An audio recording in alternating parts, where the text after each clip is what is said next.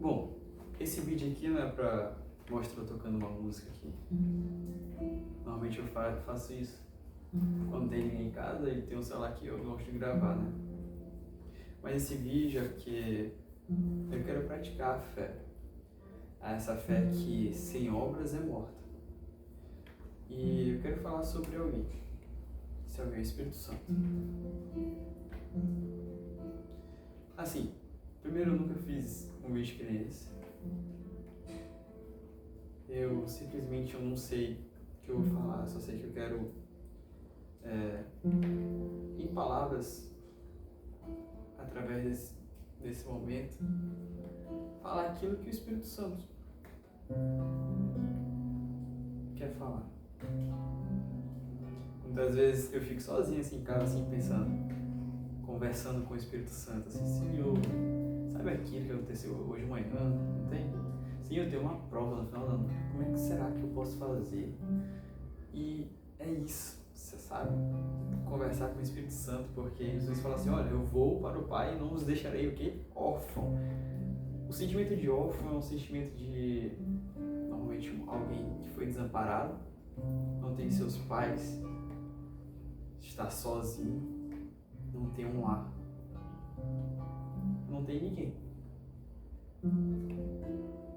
E Jesus fala assim, eu não vos deixarei órfãos. Eu vos enviarei o Consolador, o Conselheiro. Ele estará todos os dias com vocês. Cara, que magnífico, né? O Espírito Santo está conosco todos os dias. Todos os dias. Eu lembro certa vez que eu estava tentando dormir, só que meu tio estava roncando demais, muito alto. Meu tio. E aí eu falei assim, eu tava deitado, ele tava assim, perto de mim, eu tava deitado lá, conversando com o Espírito Santo, assim, eu tava conversando com ele acerca da minha vida. Eu falei assim, tava conversando e meu tio chegou pra deitar e dormir. Só que ele começou a roncar muito alto, eu assim, o Espírito Santo. Pai, eu quero conversar contigo, eu tô precisando realmente conversar contigo. Tá acontecendo certas coisas na minha vida, eu tô começando a ficar meio desamparado, meio triste. Eu sei que o Senhor não me desampara, vai ser comigo. Aí chega meu tio roncando, eu sei, eu preciso conversar contigo, mas minha atenção, sei lá, eu não tenho TDAH, mas tá me desconcentrando aqui minha conversa contigo. O Senhor pode, por favor, fazer ele parar de roncar? Gente, assim, há milagres e milagres, né? Mas naquele momento, simplesmente meu tio parou de roncar e ele que, tipo, eu acho que ele tinha um problema no nariz que era algo que, tipo assim, não era muito cansaço, ele tinha um negócio lá, não tinha como parar de roncar, e naquele momento ele simplesmente parou de roncar. E eu que tava conversando com o Espírito Santo, eu simplesmente, naquele momento que eu tava desamparado, eu me senti tão acolhido, algo tão simples, sabe? Nossa, sei nem porque eu tô falando isso, né? Eu tenho que gravar esse vídeo porque eu senti de fato que eu preciso. Eu vou enviar para meus amigos, não sei, é para eles verem se eu não tô falando heresia. Então, né? E simplesmente naquele momento eu me enchi de tanta alegria. Eu me enchi de tanta alegria que eu até perdi o sono, eu fui pra sala, sei lá, fui fazer um monte de outras coisas. Eu acho que eu queria naquele momento falar com o Espírito Santo para ele me encher de alegria porque eu me sentia só. Eu tinha viajado pro interior, sei lá, eu tava com saudade dos meus pais, eu era criança. E aí eu queria falar que eu sentia só, e ele me fez, sabe, ele tava lá comigo e fez isso e me encheu de alegria, uma alegria tão grande. E naquele momento eu me senti tão acolhido. E um sentimento que eu tenho certeza que naquele momento eu não senti foi de ser órfão.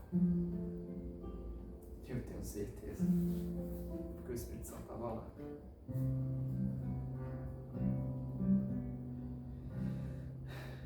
Na minha cabeça veio conhecimento acerca de plantação de igreja, sabe? Normalmente eu tenho na minha cabeça, quando a gente viaja no interior, que sempre a gente vai encontrar uma Assembleia de Deus. A gente viaja pelo interior do Maranhão, meu Deus, mas tem uma Assembleia em cada canto, cara. nas cidadezinhas mais moderninhas, aquela que já tem mais de 100, 50 anos, a gente encontra umas presbiterianas. Aí eu fico imaginando, porque, nossa, tipo, eu já ouvi falar muito, né? Que quando a presbiteriana vai plantar uma igreja, elas pensam, quem projeta a plantação pensa bastante o local, pensa bastante quem vai ficar lá, se é uma pessoa que de fato tem conhecimento da palavra, como é que ele vai manter essa pessoa lá, se a pessoa está disposta a viver lá, se aquele ambiente na comunidade, pessoas que ainda de fato não conhecem nenhuma palavra de Deus, ou a maioria não é cristão, eles fazem esse levantamento, esse planejamento, sabe? E é, nossa, muito eficaz em relação a quase dar fim nos problemas que possa eventualmente aparecer. Aí eles vão lá, constroem, enviam a pessoa que vão ficar lá. E nossa, isso demora aqui uns 15 anos. Uns 15 anos. Houve um grande planejamento para quase extinguir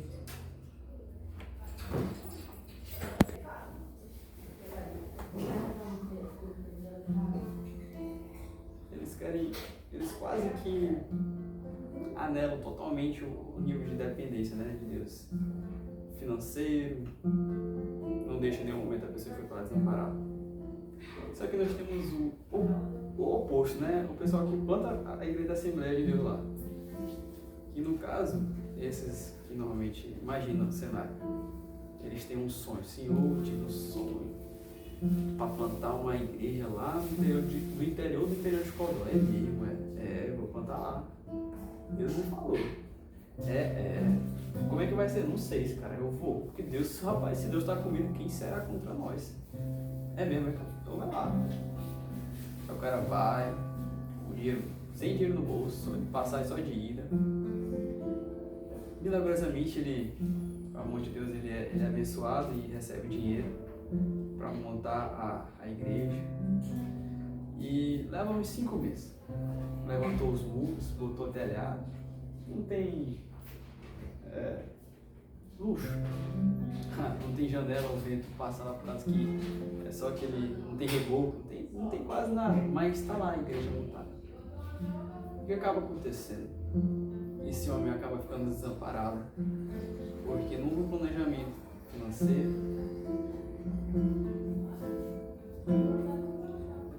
Ele não conversou com os seus líderes. Ele simplesmente recebeu algo de Deus e foi fazer. Isso me lembrou muito os patriarcas. Os patriarcas receberam as promessas de Deus, né? Só que ao invés de consultá-los a Deus, eles simplesmente acharam que podiam ajudar a acelerar algo. E voltando às plantações da igreja, enquanto uns buscam totalmente a dependência de Deus, nossa, eu vou lá e Deus vai me ajudar em tudo, todo momento, e Deus vai lá me ajudar. Os outros buscam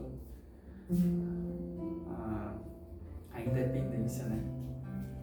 Enquanto uns querem praticar muito a fé, outros querem diminuir essa dependência de Deus.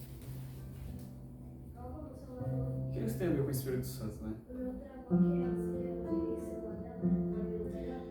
Se eu não me engano, é Ezequiel, quando ele tem a visão acerca do rio e um homem conduz ele cada vez mais adentro do rio.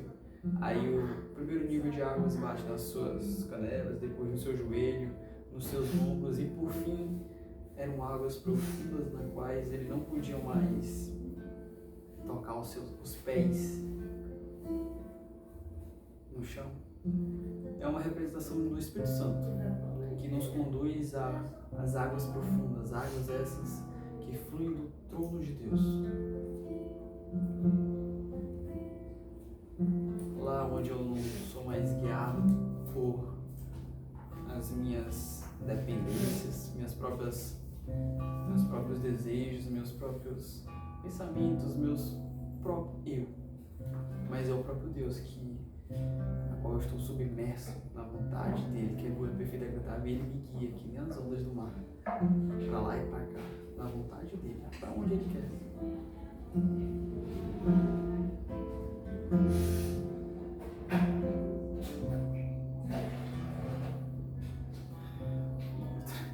Outro ponto interessante é quando nós tratamos da pregação.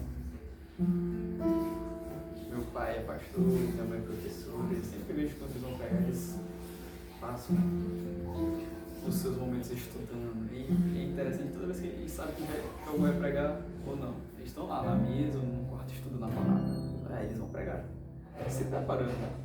E muitas vezes nós temos um posicionamento equivocado. A gente pensa assim, uns pensam, sempre tem os extremos, né? Que eles não precisam buscar estudar a palavra. Não precisa, porque o Espírito Santo, de fato, é quem convence um pecado da morte, né? Do juízo e da morte. Ou seja, o Espírito Santo que vai agir na minha palavra, eu só vou ser porta-voz. Enquanto outros pensam que, meu Deus, eu vou pregar no dia tal, tenho 15 dias, pouco tempo. Meu Deus, eu tenho que falar sobre ti, pai. Que responsabilidade gigantesca de falar sobre ti, pai. Meu Deus, eu não vou pular, porque se me der um mês de antecedência, eu não consigo me preparar direito. Como eu disse, são extremos. Nós não devemos demais deixar total responsabilidade sobre o Espírito Santo. E nós devemos deixar que apenas o conhecimento que nós temos, ou então o que conseguimos, seja a base para que realmente haja transformação na vida das pessoas, ou que esse culto seja uma bênção. De fato, o conhecimento é importante. Quando nós vemos Pedro e Paulo, nós temos esses dois pontos, né? Pedro, que era pescador, eu não sei se ele era letrado, mas como comparamos o conhecimento terreno entre Pedro e Paulo, nós sabemos que Paulo era poliglota, Paulo falava a língua, Paulo estudou com Gamaliel, Paulo, se eu não me engano, foi Gamaliel. Paulo tinha conhecimento. Deus usou os dois da mesma maneira. Pedro buscou, andou com ele, foi discípulo. O Espírito Santo foi com ele na primeira pregação. Nossa, quantas almas! Mas até ali o conhecimento que Pedro tinha foi o conhecimento que o Espírito Santo usou de Pedro para poder pregar. Mas agora Paulo, nossa, ele tinha conhecimento. Ele tinha conhecimento. E o quanto Deus usou ele? Ele pregava para reis,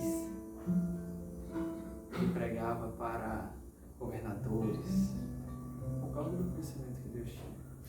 Deus não usa de acordo com o nosso conhecimento, mas independente do nosso conhecimento, Deus nos usa.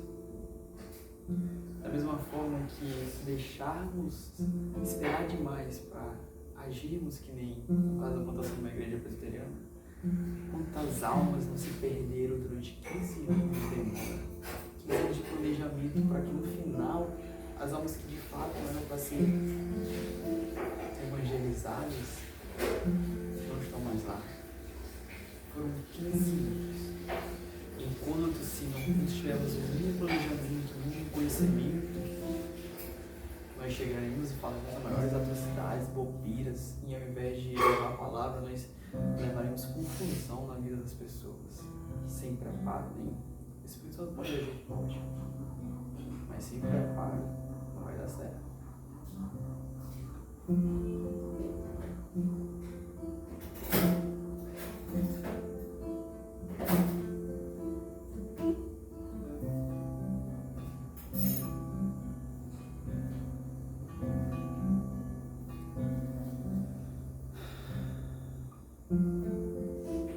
Nós devemos pedir fé a Deus.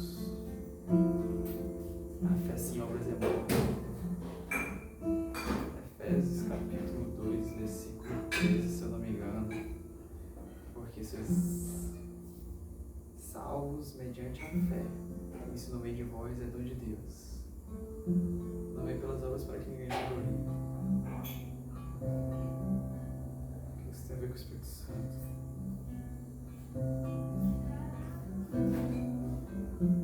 Quando o missionário está no campo, eu carismático. E lá havia muitos... Deus fez muitos milagres na vida da irmã Kelly. Muitos momentos onde a gente achava que não ia dar certo. Algo, nossa, isso vai dar errado. Na hora, Deus agia com milagre. Ela tinha fé e também tinha obras. O que você tem a ver com o Espírito Santo?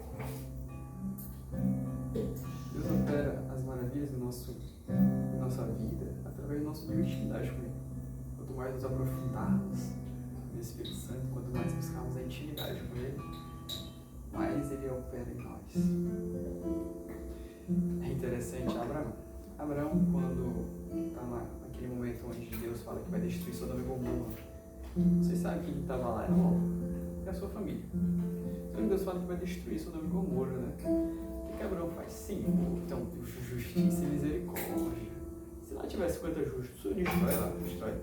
Deus fala, destruo, não destruo, eu sou justo, reto, não destruo. Mas lá não tem 50 homens, então eu destruirei. E Abraão, Senhor, mas Senhor, então Deus muito misericordioso, Deus de justiça, Deus de paz. Se lá tiver 10 homens justos, o Senhor é um Deus de misericórdia, o Senhor é um Deus justo. O Senhor destrói? Deus, não destrua não. Mas lá não tem Abraão. É mesmo. E Abraão retruca mais uma vez, Senhor, tenha paciência, Pai, tenha paciência.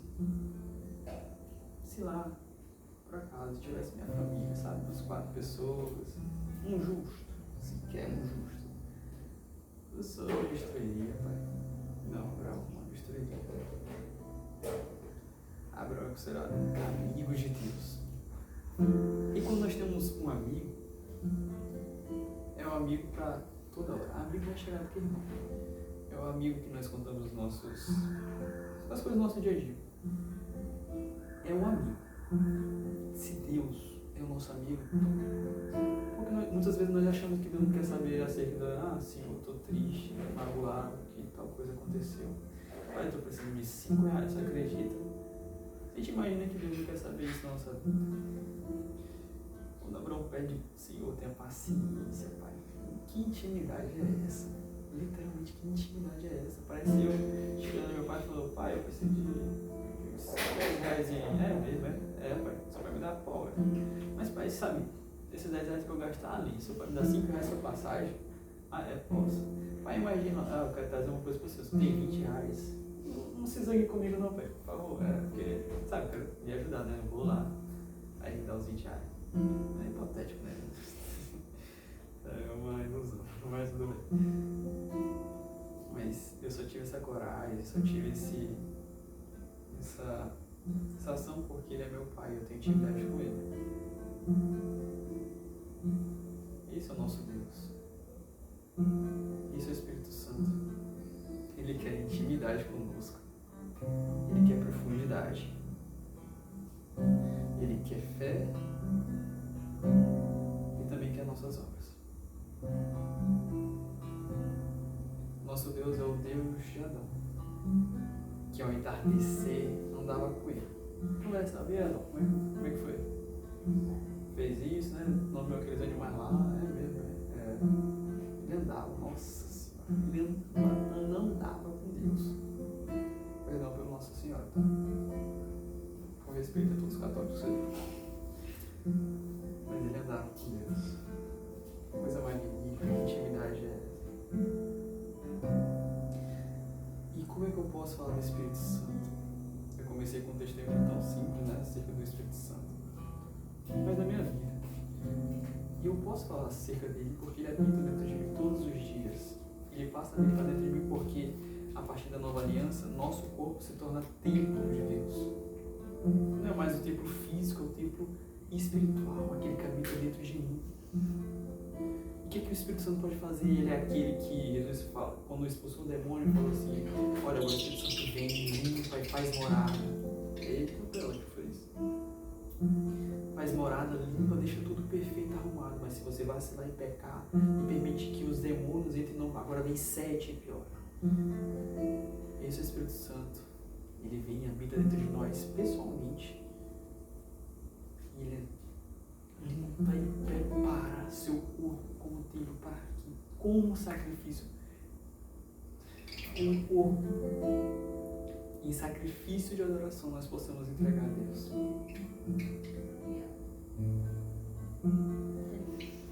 Só que tem uma coisa acerca do Espírito Santo que eu preciso falar. O Espírito Santo age com transformação.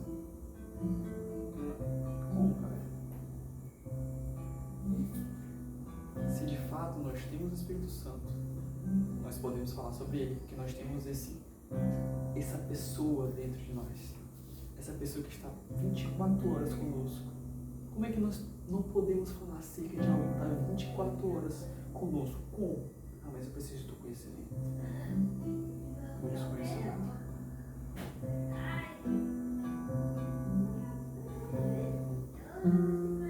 Mas como eu faço para saber que o Espírito Santo habita dentro de mim?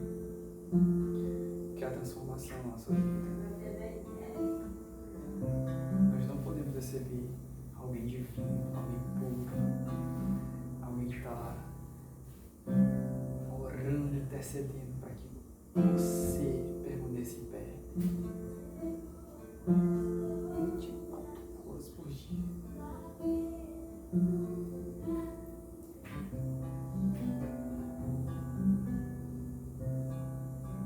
Alguém que quer intimidade conosco e mesmo assim nós não sabemos falar quem ele é.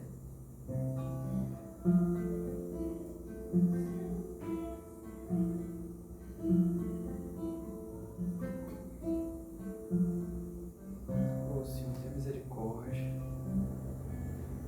Me dê autoridade para falar de Ti. Me dê fé. Engraçado, interessante, quando Jesus fala que nós devemos perdoar 77 vezes 7 vezes. Pedro fala assim, misericórdia, Senhor, me dá mais paciência para perdoar, não. Ele pede fé, porque isso era algo, nossa, que humanamente para Pedro seria impossível, né? Porque você pede fé, porque sem isso não podia agradar a Deus. Sem fé não podemos agradar a Deus. Eu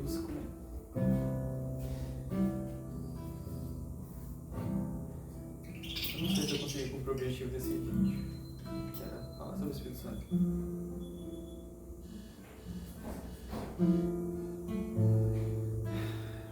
Mas eu senti, sabe?